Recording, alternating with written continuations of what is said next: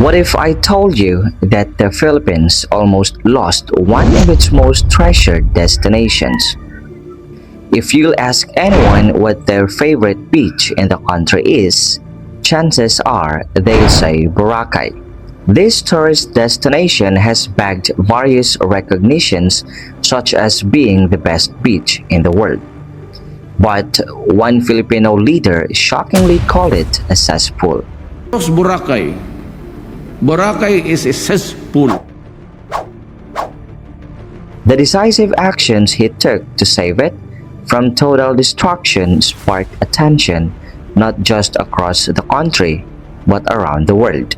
In this video, we'll dive deeper into the things that the Philippines did to save Boracay and what lessons can we learn from them. Hi, I'm Max and I'll be your host for this video. To understand better how Boracay went from being a paradise to a cesspool, we'll have to go back in time before the world discovered it. Boracay is located in the northwest tip of Panay Island in the western Visayas region. For a destination that has brought millions of tourists, it's minuscule in size, only 10.4 square kilometers. Shaped like a rounded rectangle pinched at the middle, the island stretches roughly 7 kilometers from end to end. Long before it became a global hotspot, locals were already enjoying the same soft white sands and spectacular views we see today. When Spanish explorer Ferdinand Magellan arrived in the Philippines in 1521, the island was home to a small community of only around 100 people. These Ate people, as we know them today, found sustenance through farming and fishing. By the 1940s and 50s, life on Boracay had evolved but remained rooted in tradition. Aside from fishing, locals would depend mainly on coconut farming. They've also traded their goods with merchants on the nearby island of Panay. Life on the island was quiet and simple, far removed from crowds and attention. But it was in the 1970s that everything changed. Locals began to enjoy the benefits of having an influx of tourists. There are different versions on how Boracay first captured the world's interest. Some believe the island was discovered by chance when a foreign film crew stumbled upon its untouched beauty. 2 international movies were released featuring the idyllic beauty of the island. For the first time in its history, it was seen by millions around the world.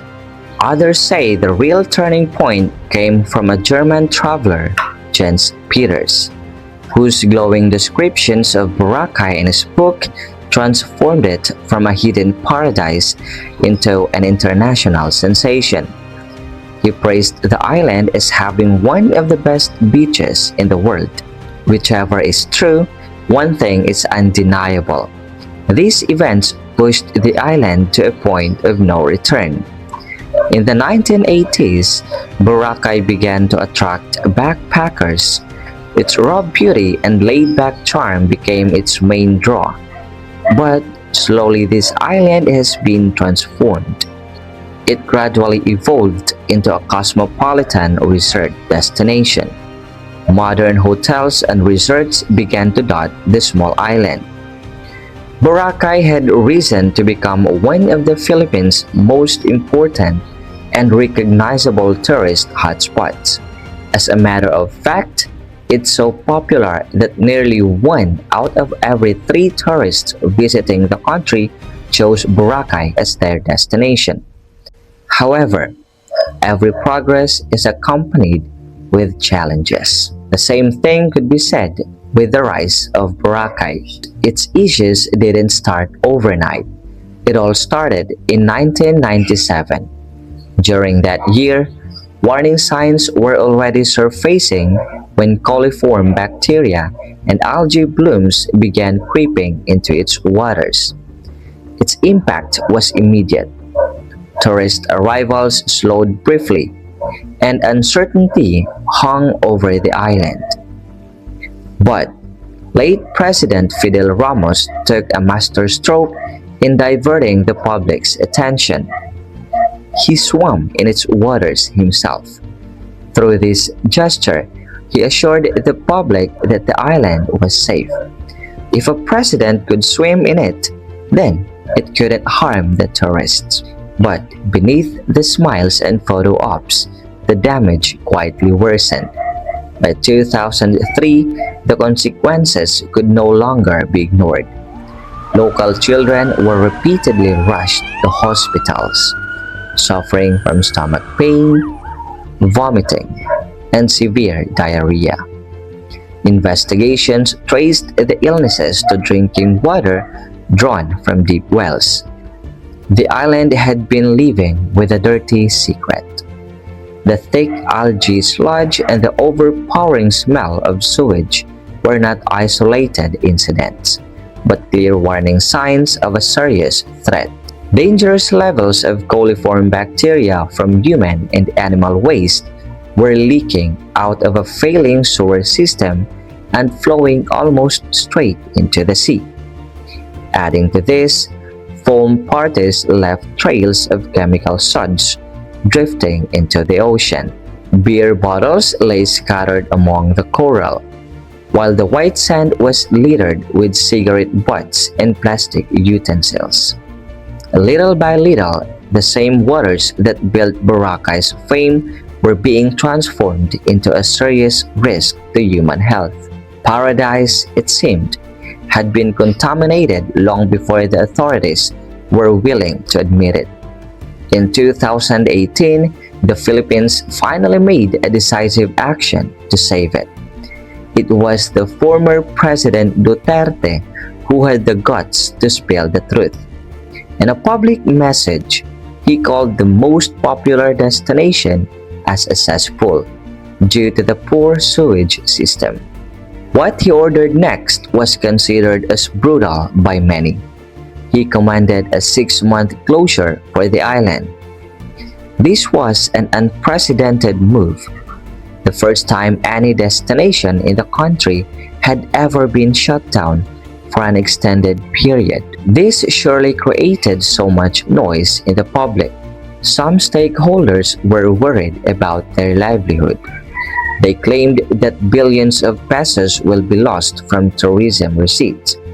But it was clear to the president that if nothing will be done, Boracay as we know it will be lost forever. Worse, it will be avoided by tourists like plague. The political clout of the president made it possible for the controversial decision to be enforced. When a special task force conducted a thorough investigation, they uncovered a far graver problem than anyone had imagined. Most of the island's sewage systems were discharging waste straight into the sea. To combat this, they ordered closure of more than 900 establishments violating regulations. Aside from this, they also demolished parts of establishments that were illegally constructed within 30 meters of the shoreline. The economic impact was beyond staggering. Almost overnight, an estimated 30,000 people lost their jobs. But the government didn't abandon these workers. The Labor Department offered financial aid to informal workers. Those in the formal sectors underwent skills training to help them adapt and find new opportunities. Beachside food kiosks, massage, and tattoo stations and lounging areas were all removed, stripping the shoreline back to its natural state. The government turned the closure into a rare chance to reset the island. Long-neglected infrastructure was overhauled so Boracay could finally keep pace with the attention it was drawing. Hotels were forced to fix their sewage treatment systems. Road widening projects were carried out to fix congestion. At the same time, the environment was given space to heal. For the first time in years, Boracay was finally able to breathe. In October 2018, the island finally reopened with much buzz. This time, the government knew what it would prioritize: protecting the island more than the tourism revenue. Carrying capacity of the island has been strictly followed. Only 19,000 tourists and 15,000 workers at any given time, ensuring the island would never again be pushed beyond its limits. Around 22,000 workers who once lived in island apartments were relocated to mainland Malay Aklan, just a short 10-minute boat ride away from Boracay. Smoking and alcohol were banned on the beaches and in public spaces. Hotels and resorts were placed under rigorous environmental accreditation, making sustainability a requirement rather than a choice. Before the island's closure, it was known for wild parties. After reopening, that culture was deliberately left behind. Fire dances and beach bonfires were no longer allowed. Tourists were welcomed by a quieter and cleaner Boracay. They are able to get a taste of what the island was like before over-tourism consumed it. Boracay's return was a reset, redefining how paradise should be protected. In the end, what the Philippines did to its destination is a gold standard when it comes to maintaining balance between preserving nature and tourism. The Filipinos showed how to care for the blessing that had been bestowed to them. But what are your thoughts about this? We think that you'll love this next video. See you at the next one.